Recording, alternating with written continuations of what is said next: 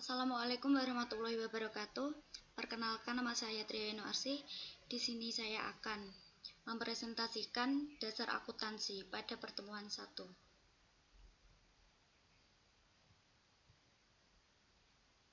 Tujuan dasar akuntansi. Pertama, menguraikan karakteristik sebuah perusahaan. Kedua, menguraikan peran akuntansi dalam perusahaan.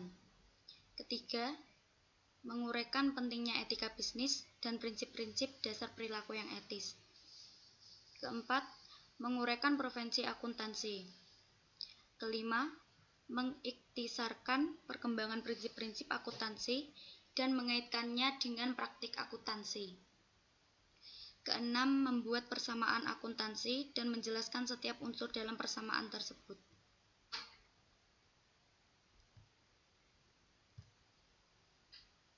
Ketujuh, menjelaskan bagaimana transaksi bisnis dapat dinyatakan dalam perubahan-perubahan yang terjadi pada 3 unsur dasar persamaan akuntansi.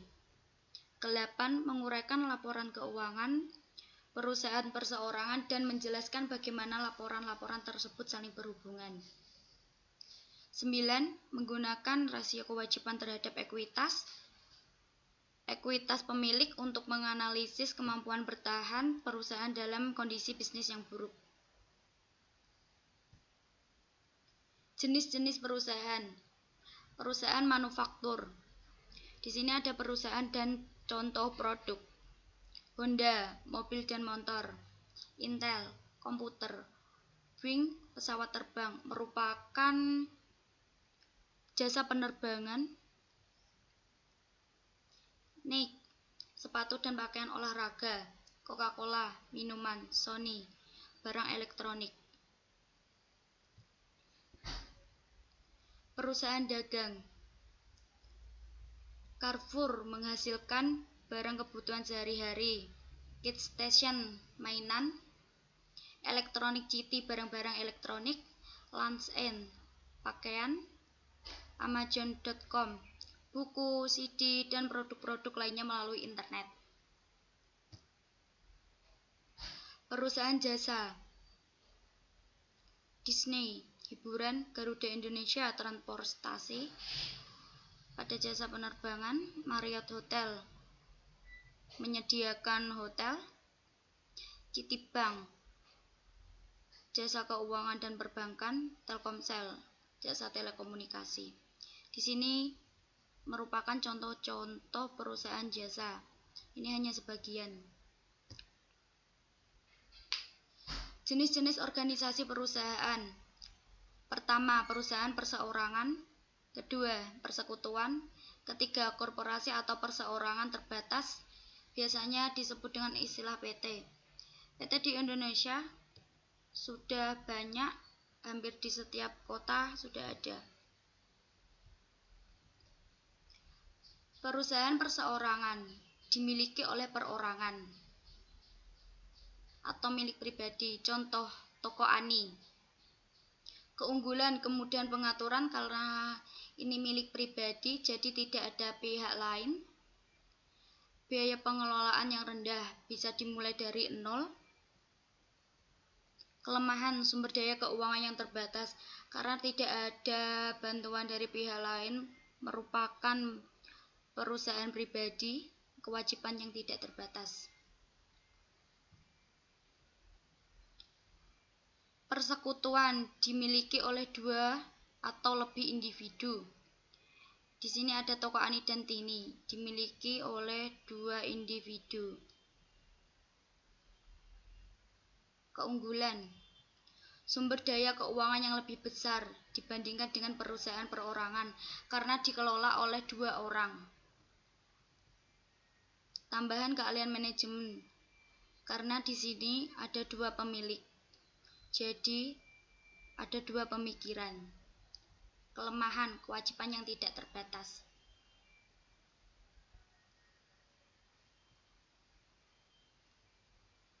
Korporasi dibentuk berdasarkan peraturan pemerintah sebagai badan hukum yang terpisah. Contoh PT Makmur. Jika ingin membentuk PT, maka dibentuk berdasarkan peraturan pemerintah, masuk ke dalam perusahaan korporasi. Keunggulan, kemampuan untuk mendapatkan sumber daya dalam jumlah besar melalui penerbitan saham. Kelemahan pengenaan pajak ganda. Pengenaan pajak ini cukup mengeluarkan biaya yang banyak karena merupakan perusahaan yang cukup besar. Jadi pengeluaran pajaknya tidak sedikit. Strategi bisnis. Dalam membangun perusahaan harus memiliki strategi bisnis. Strategi bisnis adalah serangkaian rencana dan tindakan terintegrasi yang didesain bagi perusahaan sebagai sarana untuk memperoleh keuntungan melebihi pesaingnya sekaligus untuk memaksimalkan laba. Terdiri atas strategi biaya rendah, strategi diferensiasi. Strategi biaya rendah. Di sini strategi biaya rendah bukan merupakan kekurangan, tetapi merupakan strategi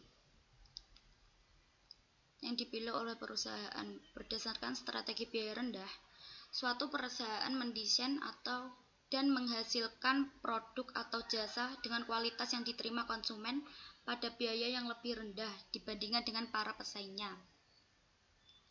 Lion Air dan Air Mineral Feed. Lion Air dibandingkan dengan Garuda, dia mematok biaya yang lebih rendah. Air Mineral Feed dibandingkan dengan Aqua, dia menawarkan harga yang lebih murah sehingga bisa menyentuh segmen-segmen para konsumen yang memilih harga yang lebih murah.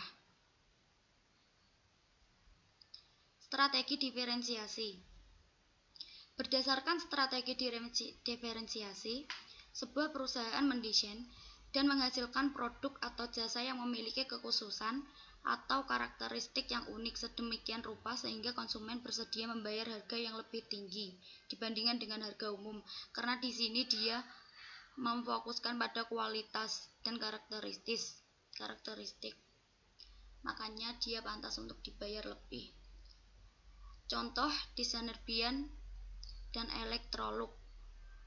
Electrolux merupakan alat-alat rumah tangga yang menghasilkan alat-alat rumah tangga. Produksi rantai nilai sebuah perusahaan. Rantai nilai adalah cara yang dilakukan perusahaan untuk memberi nilai tambah bagi pelanggannya melalui pemrosesan input menjadi produk atau jasa. Di sini ada input, kemudian proses bisnis,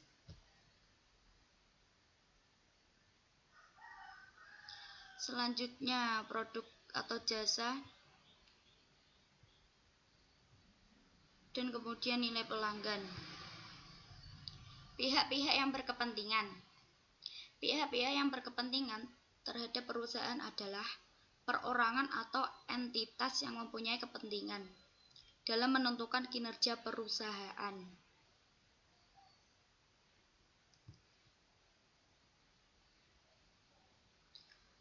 Proses penyediaan informasi. Pertama, mengidentifikasi pihak-pihak yang berkepentingan. Pihak berkepentingan ada pihak internal dan eksternal. Internal, pemilik, manajer, karyawan.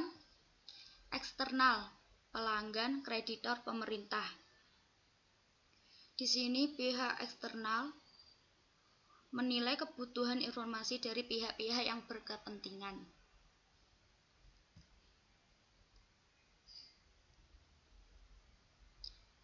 3. Mendesain sistem informasi akuntansi untuk memenuhi kebutuhan pihak-pihak yang berkepentingan. SIA, sistem informasi akuntansi. Di sini akan terbentuk sebuah sistem informasi akuntansi. 4. Mencatat data ekonomi berkaitan dengan aktivitas dan peristiwa bisnis oleh sistem informasi akuntansi. Diolah oleh sistem informasi akuntansi, termasuk dengan keuangan. karena ekonomi. Ini ada ekonomi, sistem keuangan masuk ke dalam SIA. Pihak berkepentingan internal, pemilik, manajer, karyawan. Eksternal, pelanggan, kreditor, pemerintah. Menyusun laporan keuangan untuk pihak yang berkepentingan, disusun oleh sistem informasi akuntansi. Etika bisnis. Di sini etika bisnis sangat penting dan berpengaruh dalam keberhasilan dari perusahaan. Prinsip moral yang menjadi dasar bagi perilaku yang etis. 1. Hindari pelanggaran etika yang kecil. 2. Pusatkan perhatian pada reputasi jangka panjang. Jika ingin berhasil dalam bisnis, harus menerapkan etika bisnis. 3. Bersiaplah menghadapi konsekuensi yang kurang baik bagi diri Anda bila berpegang pada perilaku etis. Profesi akuntansi. Akuntan yang bekerja pada perusahaan bisnis atau organisasi nirlaba disebut sebagai akuntan swasta. Akuntan dan stafnya yang memberikan jasa akuntansi berdasarkan honor disebut sebagai akuntan politik. Jadi ada dua, akuntan swasta dan akuntan publik. Prinsip-prinsip akuntansi yang berlaku umum. 1. Konsep entitas usaha. Konsep ini mengharuskan agar aktivitas usaha dicatat secara terpisah dari aktivitas pihak-pihak yang berkepentingan. 2. Konsep biaya.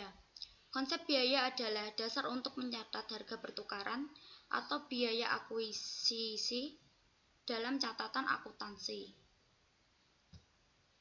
Ketiga, konsep objektivitas. Konsep ini mengharuskan agar catatan dan laporan akuntansi didasarkan pada bukti yang objektif. Objektif maksudnya berdasarkan data. Keempat, konsep unit pengukuran. Konsep ini mengharuskan data ekonomi dicatat dalam satuan mata uang.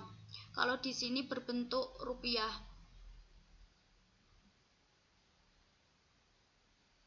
Mata uang tertentu, bisa dolar, bisa rupiah, tergantung dari data yang diminta. Terima kasih. Sekian presentasi dari saya. Bila ada kesalahan kata, saya mohon maaf yang sebesar-besarnya. Wassalamualaikum warahmatullahi wabarakatuh.